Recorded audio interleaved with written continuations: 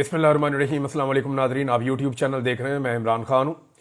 ऊ की जो आवाज़ है वो अब हल्की हल्की आना शुरू हो गई है और हैरत की बात यह है जिन्होंने आइडिया दिया उनकी जमात से ही आ रही है। सबसे पहली जो ऊ की आवाज़ निकाली है वो पंजाब की इंफॉर्मेशन मिनिस्टर ने निकाली है और नून लीग के अंदर बेचैनी बढ़ती जा रही है, ख़ासतौर पर तब से जब से पाकिस्तान तहरीक इंसाफ के 19 लोगों को जिनको मिलिट्री ट्रायल में सजाएं दी गई थी उनको जब से छोड़ा गया है तब से उनके अंदर बेचैनी बढ़ती जा रही है।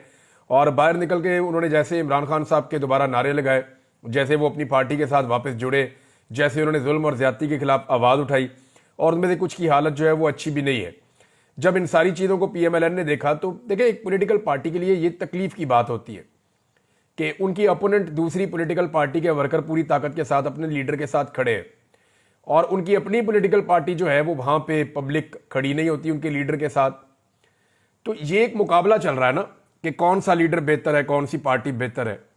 तो इस मुकाबले के अंदर इमरान खान साहब हुकूमत में तो नहीं आ पाए। उसकी वजह यह है कि एस्टेब्लिशमेंट उनके खिलाफ थी, वरना अवामी ताकत से तो वो हुकूमत में आ जाते।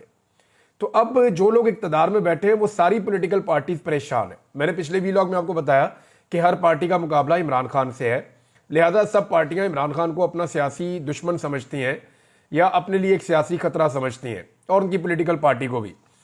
तो अब वो परेशान हो गए इस वजह से कि अगर 9 मई हाथ से निकल गया तो 9 मई का बयानिया जाने के बाद फिर PMLN के पास बाकी क्या बचेगा।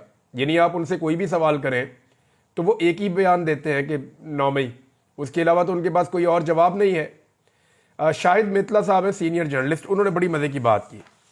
उन्होंने कहा कुछ दिन के बाद 9 मई और नून लीग ही रह जाएंगे, यानी 9 मई और नून लीग बस ये रह जाएंगे और कोई कहानी नहीं होगी, यानी नून लीग और 9 मई बस की यादें होगी। ये सिंपल उन्होंने एक जुमले के अंदर सारी कहानी बता दी है। मेरे ख्याल में यही चीज़ आने वाले दिनों में होने जा रही है। इस वक्त अगर उनका ये बयानिया तबाह हो गया 9 मई वाला, जो ऑलमोस्ट तबाह हो चुका है। देखिए, ये बयानिया उस दिन तबाह हुआ था जिस दिन कुछ लोगों ने प्रेस कॉन्फ्रेंस की और उन्होंने कहा जी हम इमरान खान के साथ अब नहीं हैं और हम पाकिस्तान तहरीक इंसाफ से अपने आप को अलग करते हैं। और 9 मई के वो मेन मुलजिमान थे, लेकिन उसके बाद से लेकर आज तक उन्हें किसी ने हाथ भी नहीं लगाया। तो 9 मई का बयानिया उस दिन तबाह हो गया था। उन लोगों को पकड़ के जेल में डालना चाहिए था अगर वो रिस्पॉन्सिबल थे तो। और अभी भी मैं आपको बताता हूँ कि 9 मई के लिए इसको शुरू करना चाहिए उस वक्त से जब इमरान खान साहब को हाई कोर्ट को तोड़कर गिरफ्तार किया गया और वो गैर कानूनी गिरफ्तारी हुई। वो मामला वहाँ से शुरू होना चाहिए। फिर ये देखना चाहिए कि उसके बाद जो एहतजाज हुआ उसमें जिसने गलत किया उसको सज़ा मिलनी चाहिए, जिसने कानून को हाथ में लिया उसको सज़ा मिलनी चाहिए। और इसके ऊपर सबसे बेहतर तरीका यह है कि जुडिशल कमीशन बने और इंक्वायरी हो, ताकि जो जिम्मेदारान है, चाहे उनका ताल्लुक किसी भी पार्टी से है, वो फिर फिक्स हो जाए ना। वहां पे तो नून लीग के भी कुछ लोग हैं, उनकी वो खातून की एक की लोग लगा देते हैं, एक दो और लोगों की लगा देते हैं। वो PTI का झंडा पकड़ के वहां पे खड़े हैं और आग लगा रहे हैं। और कुछ ऐसी वीडियोस भी पाकिस्तान तहरीक इंसाफ वाले शो करते हैं जहां पे नकाब पोश लोग जो है वो गाड़ियां तोड़ रहे हैं, तोड़फोड़ कर रहे हैं और वो लोग आवाजें दे रहे हैं कि ये लोग क्यों तोड़फोड़ कर रहे हैं, इनका हमारी पार्टी से कोई ताल्लुक नहीं है। तो इस तरह की चीजें भी हैं बीच में, यानी दोनों तरफ की चीजें फिर आपको देखनी पड़ेंगी। और उसके ऊपर चाहे वो 26 नवंबर है चाहे वो 9 मई है, इसके ऊपर जुडिशियल इंक्वायरी हो जाए तो वो जरा बेहतर हो जाएगा। अब ये बेचैनी क्यों है नून लीग में? इसकी एक वजह जो है वो नवाज शरीफ के जो बहुत करीबी दोस्त हैं, सहाफ़ी हैं नजम सेठी साहब, उन्होंने एक वजह बताई है कि एस्टेब्लिशमेंट ने इन मुज़ाकरात के हवाले से हुकूमत को मुकम्मल तौर पर ऑन बोर्ड नहीं लिया, जिसकी वजह से हुकूमत घबराई हुई है। और ये बात ठीक है, हुकूमत के अंदर बेचैनी इसीलिए है कि अगर वाकई में ये मुज़ाकरात कामयाब हो गए तो जावेद चौधरी साहब के बकौल फिर शहबाज शरीफ साहब के पास ऊ करने के अलावा और कोई रास्ता नहीं होगा। वो बेचारे इसी तरह एहतजाज करते रहेंगे। और अब ये एक नई इंटरटेनमेंट जो उन्होंने कौम को दी है, ट्रक ड्राइवर एहतजाज कर रहे हैं तो वो ऊ कर रहे हैं, एयरपोर्ट में कोई एहतजाज कर रहा है तो वो ऊ कर रहा है, किसी और जगह पे कोई बच्चे एहतजाज कर रहे हैं तो वो ऊ कर रहे हैं। लोग मीम्स बना बनाकर सोशल मीडिया पर डालते चले जा रहे हैं। दूसरी जानिब एक नुक्ता है जिसको सोशल मीडिया के ऊपर लोगों ने हाईलाइट किया, वो ये है कि जो माफ़ीनामे हैं या जो रहम की अपीलें हैं जो आर्मी चीफ से की गई हैं, उनमें कोई एक ही कलम इस्तेमाल किया गया है और मिलती जुलती राइटिंग भी है। तो ये तो अच्छा हुआ कि लोग अपने घरों को आ गए। और मेरी नज़र में ये लोग बेगुनाह इसलिए थे कि फ़ौजी अदालत तो कोई अदालत ही नहीं होती, यानी फ़ौजी अदालत के अंदर सिविलियंस का ट्रायल तो नहीं किया जा सकता ना, उसूली तौर पर यह बात गलत है। हाँ, दहशतगर्दों के हवाले से ये पॉलिसी कुछ अरसे तक के लिए बनाई गई थी, लेकिन ये वापस पाकिस्तानियों के गले पड़ गई। मेरे ख्याल में किसी का भी ट्रायल फौजी अदालत में नहीं होना चाहिए। हमारी अदालतों में इतनी कैपेसिटी और कैपेबिलिटी है कि वहां पे सबका ट्रायल होना चाहिए, चाहे उसका कोई भी जुर्म हो। तो सिविलियंस का ट्रायल फौजी अदालतों में पहले ही गलत है। लेकिन अच्छी बात यह है कि कुछ लोग अपने घरों में आ गए, उम्मीद करता हूं कि बाकी लोग भी जल्दी अपने घरों में आ जाएंगे। सियासी एहतजाज जो है ना, वो एक आईनी हक है, कानूनी हक है। इस पर पाबंदी लगाना, इस पर सजाएं देना, ये नहीं होना चाहिए, चाहे किसी भी जमात के खिलाफ हो, ये नहीं होना चाहिए। सबको एहतजाज करने का हक हासिल होना चाहिए। इमरान खान साहब के हवाले से एक स्टेटमेंट दिया है ख्वाजा आसिफ साहब ने। पहले वो स्टेटमेंट आपके सामने रखता हूं, फिर उसकी कुछ थोड़ी सी जो है वो डिटेल भी मैं आपके सामने रख दूंगा।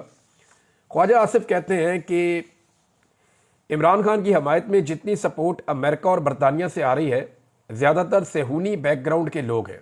ये ख्वाजा आसिफ कह रहे हैं, तो ये बात ठीक है। देखिए, आपको वेस्ट में जितने भी लोग मिलेंगे उनमें मैक्सिमम वो लोग होंगे जो इसराइल की हमायत करेंगे। मैं पब्लिक की बात नहीं कर रहा, मैं उनके हुक्मरानों की बात कर रहा हूं। यानी ऐसा नहीं है कि अगर डोनाल्ड ट्रंप प्रो इसराइल है तो जो बाइडन ने कौन सा इसराइल के ऊपर हमला किया हुआ था, आप उनको इस ऐनक से देख ही नहीं सकते। आज तक ख्वाजा आसिफ साहब ने जितने भी लोगों से वहां हाथ मिलाई या जितने लोगों से बातचीत की है, क्या वो प्रो इसराइल नहीं थे?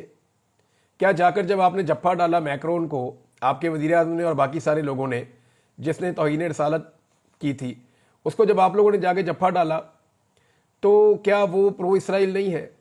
क्या जो बाइडन प्रो इसराइल नहीं थे? क्या जो बाइडन के जितने भी वज़रा थे या जितनी भी उनकी काबीना थी वो सारे प्रो इसराइल नहीं थे?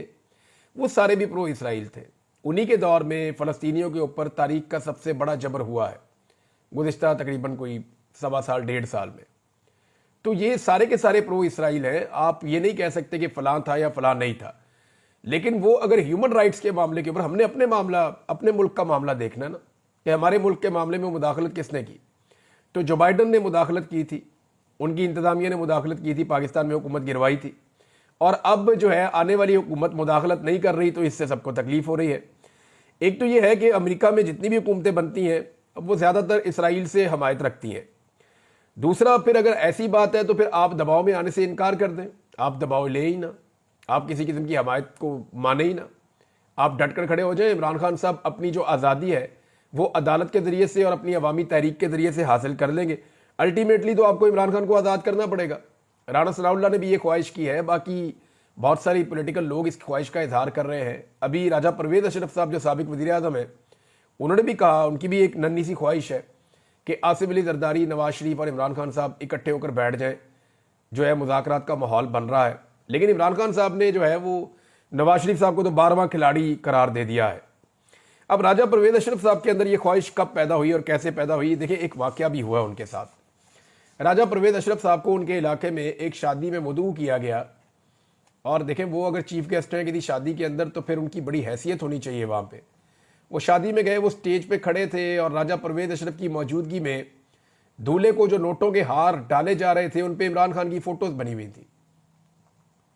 इमरान खान एक ऐसी मिथ बन चुके हैं पाकिस्तान के अंदर, लोग इमरान खान साहब को अपनी खुशी, अपनी गमी, अपनी हर चीज़ के अंदर अब याद रखते हैं। वो लोगों का पार्ट ऑफ लाइफ ऐसा लगता है बन गया, और ये ऐसा होना नहीं था। देखिए, समझे इस बात को, ये जो हमारे खित्ते के लोग हैं ना, ये बहादुरों की बड़ी इज्जत करते हैं। आप ये देख लें, जितने भी लोग हैं जो बहादुरी के साथ जिन्होंने अपनी ज़िंदगी गुजारी है, यहाँ पे लोग उनको बड़ा ऑनर करते हैं, बड़ी उनको रिस्पेक्ट देते हैं। आज भी लोग जो है वो पोरस को याद करते हैं कि क्या बात है पोरस की, वो टकरा गया था सिकंदर आजम से, लोग उसको याद करते हैं, उसको ओन करते हैं। हालांकि वो बहुत पुरानी बात है, बहुत पुरानी बात है, तब इस्लाम भी यहाँ पे नहीं आया था। लेकिन लोग महाराजा अंबी को याद नहीं करते, उसको पसंद नहीं करते, उसने सरेंडर कर दिया था। लोग महाराजा पोरस को याद करते हैं। ऐसा क्यों करते हैं लोग? क्योंकि पोरस डट गया था, खड़ा हो गया था। तो यहाँ के लोग जो है वो बहादुर शख्स को पसंद करते हैं। रंजीत सिंह को लोग ओन करते हैं, पंजाब के लोग, यहाँ हमारे पंजाब के लोग जो हैं वो रंजीत सिंह को ओन करते हैं। क्यों करते हैं? आज यहाँ पे सिखों की हुकूमत तो नहीं है, लेकिन फिर भी ओन करते हैं। वजह यह है कि वो डट गया था, वो लड़ता था, वो बहादुर था। और बहुत सारे जो बाहर से लोग आते थे, हमने अपने मज़ाइलों के नाम उन लोगों के नाम के ऊपर रखे जो दलेर थे, बहादुर थे, जो मुकाबला करते थे, जो लड़ते थे, जिनमें सलाहियत थी। तो बहादुरों को ये कौम जो है वो पसंद करती है, उनको हीरो समझती है। तो इमरान खान साहब ने बहादुरी दिखाई और उसकी वजह से अब वो नौजवानों के दिलों में बसते हैं। वो पाकिस्तान के तमाम सूबों में, चाहे आप बलूचिस्तान चले जाएं, खैबर पख्तूनख्वा चले जाएं, आप सिंध में चले जाएं, आप पंजाब के गलियों कूचों में, खेतों में, बाजारों में, देहात में, कहीं भी चले जाएं, लोग आपको इमरान खान के दीवाने नजर आएंगे। तो उसके रीजन है कुछ। एक तो इमरान खान का इस कौम के साथ को 50-60 साल पुराना ताल्लुक है। लोग इमरान खान को जानते हैं कि करप्ट नहीं है ये बंदा, लोगों को पता है कि गलती कर सकता है, लेकिन गलती के ऊपर कोई अड़ नहीं जाता ये हमेशा।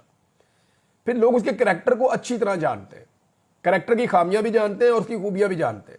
लेकिन अब लोगों को ये जब पता चला कि ये बहुत बहादुर आदमी भी है, डरता भी नहीं है, मुकाबला करता है, हौसले वाला आदमी, तो इससे लोग और ज्यादा इमरान खान के करीब आ गए। और इसमें एस्टेब्लिशमेंट और हुकूमत की बहुत बड़ी गलती है कि उन्होंने इमरान खान साहब को एक नॉर्मल सियासी लीडर से उठाकर एक महात्मा में तब्दील कर दिया। यानी एक ऐसी देवमालाई शख्सियत बना दिया इमरान खान साहब को जो वो खुद कभी नहीं बन सकते थे। लेकिन इस निज़ाम ने इतना जबर, इतना जुल्म और इतनी फस्तायत की है। और इसमें एक बहुत बड़ा रोल इमरान खान साहब के फॉलोअर्स का भी है। मार खा खा के थकते ही नहीं है। इतनी जिल्लत, इतनी रुसवाई, इतने डंडे, इतनी कैदें, इतनी परेशानियां, लोगों के कारोबार तबाह, चादर और चार दीवारी का तकद्दुस पामाल, सारा जबर सहने के बाद निकलते हैं, निकल के फिर इमरान खान जिंदाबाद। तो इमरान खान साहब को फॉलोअर्स भी तगड़े मिले। और देखिए, किसी लीडर को फॉलोअर्स तगड़े तब मिलते हैं जब वो खुद तगड़ा होता है। अगर लीडर मुकाबला ना कर पाए तो फिर लोग उसके लिए मुकाबला नहीं करते, लोग उसके लिए वो नहीं करते जो वो लोगों से चाह रहा होता है। नाज़रीन, मुज़ाकरात की वजह से जो लोग परेशान हैं वो तो परेशान है, लेकिन चंद ऐसे सहाफ़ी जिनके एस्टेब्लिशमेंट के साथ अच्छे ताल्लुकात हैं, उन सबके साथ अचानक से एस्टेब्लिशमेंट का रब्ता होता है और एस्टेब्लिशमेंट उन सबको एक जैसी खबर देती है और वो एक साथ तरदीद करते हैं कि जनाब किसी किस्म के कोई बैकडोर चैनल मुज़ाकरात नहीं हो रहे। हालांकि नजम सेठी साहब उनको कंफर्म कर रहे हैं, कुछ और लोग भी उनको कंफर्म कर रहे हैं, और इरफान सदीकी साहब ने भी कहा कि हमें तो जनाब पर्ची आनी है और हमने उसके मुताबिक जो है वो फैसला कर लेना है, हमारी क्या औकात है। तो ये चीज़ें हम सब जानते हैं कि बैकडोर चैनल भी चलते रहते हैं और वहाँ मुज़ाकरात होते रहते हैं। लेकिन इन सहाफ़ियों ने वो खबरें इसलिए छाप दी कि ये खुद दिल से नहीं चाहते कि अभी मुज़ाकरात हो। मामला ये है कि क्लेम तो ये भी किया जा रहा है गुज़िश्ता 70 साल से कि हमारा सियासत में कोई किरदार नहीं है। तो क्या वाकई एस्टेब्लिशमेंट का सियासत में कोई किरदार नहीं है? एस्टेब्लिशमेंट का सियासत में किरदार है, लेकिन वो कहते हैं कि नहीं है। इसी तरह वो मुज़ाकरात करवा रहे हैं, लेकिन वो कहते हैं कि नहीं।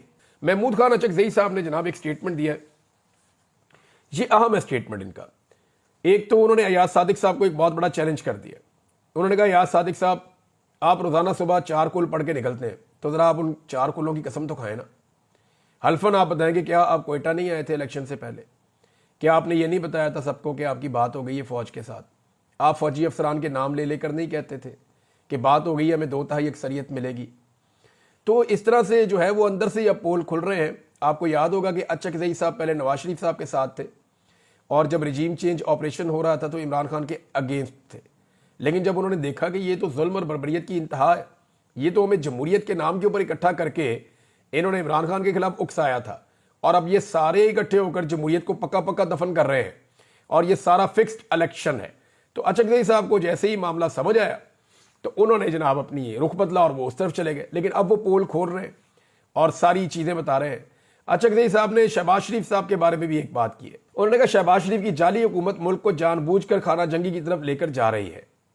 ये अल्लामा राजा नासिर अब्बास जाफरी साहब के हमरा इन्होंने प्रेस कॉन्फ्रेंस की है। उन्होंने कहा, पाकिस्तान जिन हालात से गुजर रहा है वो सबको पता है। गैर आइनी, गैर जमहूरी हुक्मरानों को इसकी कोई खबर और फिक्र नहीं है। इस मुल्क में रोज़ाना 20 से 30 लोग गोली से कत्ल होते हैं। इस मुल्क में कलम पर पाबंदी है। इस मुल्क में असेंबली में बोलने पर पाबंदी है। इन हालात में हमसाए अफगानिस्तान पर बमबारी तक बात पहुंच गई है। तमाम पार्टियों की आल पार्टीज कॉन्फ्रेंस बुलाने की ज़रूरत है। आल पार्टीज कॉन्फ्रेंस में फ़ौज और सहाफ़ियों को भी बुलाया जाए। हमारा फ़र्ज़ है कि हम बैठ कर इस खित्ते को मैदान जंग ना बनने दें। खुशकिस्मती से बड़ा सुपर पावर चीन हमारा पड़ोसी और दोस्त मुल्क है। चीन की अफगानिस्तान से भी अच्छे मुरासिम है। बैठ कर इस खित्ते को जंग से बचाना चाहिए। अफगानिस्तान को कशमकश का गढ़ बनाने की बजाय अमन का गहवारा बनाया जाए। उन्होंने कहा कि ज़मीन के अंदर जहां मादनियात हो वहां फौज आ जाती है। बलोच, सिंध और पंजाब एक पाकिस्तान है।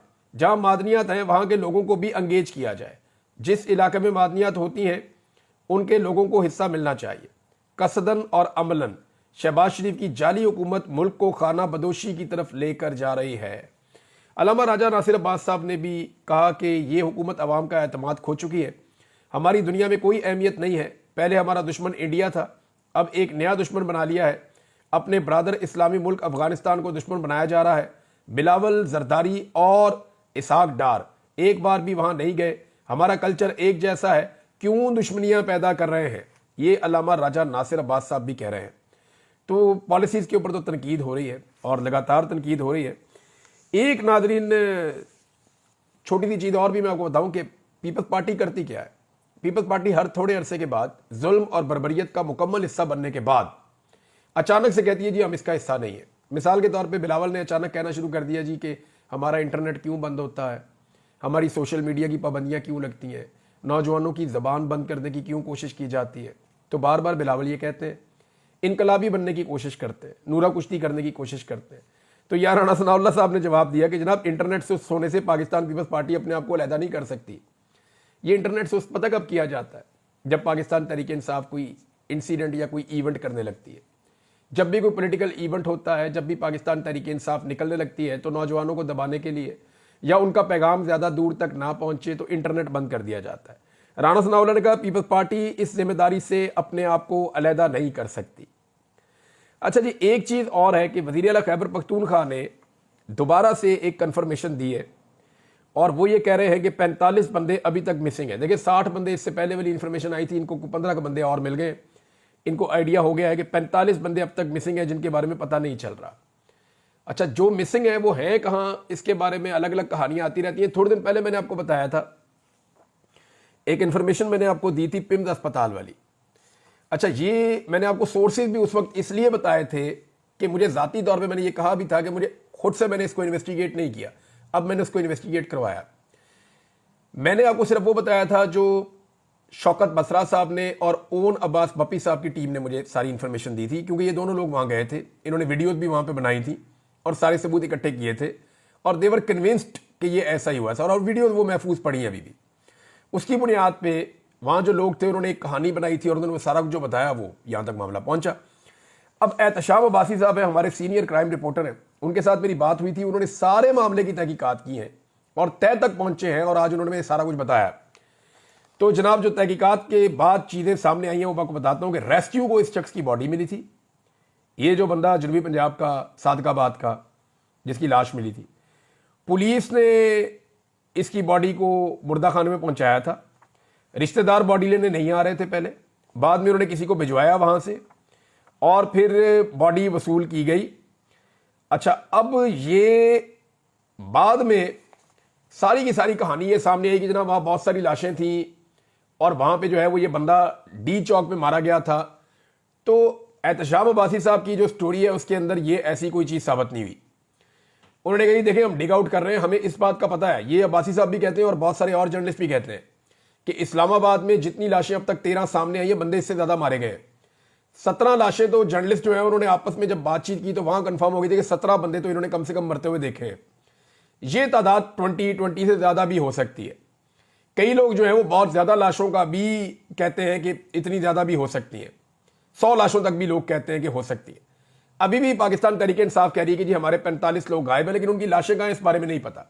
हाँ, इस स्टोरी के अंदर एक चीज़ खुली है कि ये जो लोग थे जिनका ये बंदा मारा गया था, गालिबन क्योंकि अभी इनका दोबारा कोई मौक़िफ़ नहीं आया, लेकिन जो समझ आ रही है इन्वेस्टिगेशन करने वाले सहाफ़ियों को, उसमें एहतशाम अब्बासी साहब ने कहा जी उनका ये मानना है कि ये इमदादी रकम वसूल करने के लिए उन्होंने अपने बंदे की लाश को 26 नवंबर के खाते में डालने की कोशिश की है।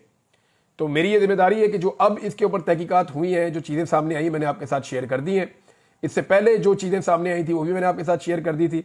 ज़ाती तौर पे मैंने इस मामले में कोई भी तहकीक नहीं की, लेकिन हाँ ये जो है एहतशाम अब्बासी साहब का, इसको मैं ओन करता हूँ इसलिए कि वो एक अच्छे जर्नलिस्ट हैं और उनके सोर्सेज भी हैं, क्राइम रिपोर्टिंग वो वहाँ करते रहे इस्लामाबाद में। तो जनाब ये कहानी ऐसे है। इसमें नजम सेठी साहब ने एक और कन्फर्मेशन की है। ये नवाज शरीफ साहब के दोस्त हैं नजम सेठी, और इन्होंने गवाही दी है कि जनाब महंगाई पाकिस्तान में कम नहीं हुई बल्कि महंगाई पाकिस्तान में लगातार बढ़ती चली जा रही है। बल्कि नजम सेठी साहब का ये कहना है कि लोगों की कुव्वत खरीद कम हो रही है और कुव्वत खरीद कम होने की वजह से वो अब पाकिस्तान की जो ग्रोथ है वो भी ज़्यादा नहीं हो रही, पाकिस्तान आगे नहीं बढ़ रहा और ये लोगों का ट्रस्ट भी नहीं है। यानी जो हुकूमत है वो लोगों की मर्जी से बनी नहीं तो लोग उससे नाराज़ भी हैं। अच्छा जी, एक और एक्टिविटी होने जा रही है आने वाले दिनों में इस्लामाबाद हाई कोर्ट में मजीद 4 जजेस तैनात करने का फैसला किया गया है और जल्द ये 4 जजेस जो हैं वो तैनात कर दिए जाएंगे। मजीद ये एडिशनल जजेस आ जाएंगे इस्लामाबाद हाई कोर्ट में। और इसकी वजह यह है कि इस्लामाबाद हाई कोर्ट में आमिर फारूक साहब अकेले रह गए थे बड़े लंबे अरसे से, लेकिन उसके बावजूद उन्होंने ज़बरदस्त खिदमात सर अंजाम दी हैं। तो अब आमिर फारूक साहब का अकेलापन दूर हो जाएगा अगर 4 मजीद जज इस्लामाबाद हाई कोर्ट में आ जाते हैं, हम ख्याल जजेस। तो इसके ऊपर बहुत तेज़ी से हुकूमत काम कर रही है और ये कहा जा रहा है कि आने वाले तकरीबन कोई 1-2 हफ्ते के अंदर नए जजेस तैनात हो जाएंगे इस्लामाबाद हाई कोर्ट में। 17 तारीख एक डेट जो है वो मेरे पास आई है। तो जनाब अब तक के लिए इतना ही। अपना ख्याल रखिएगा, अपने इस चैनल का भी। अल्लाह हाफ़िज़।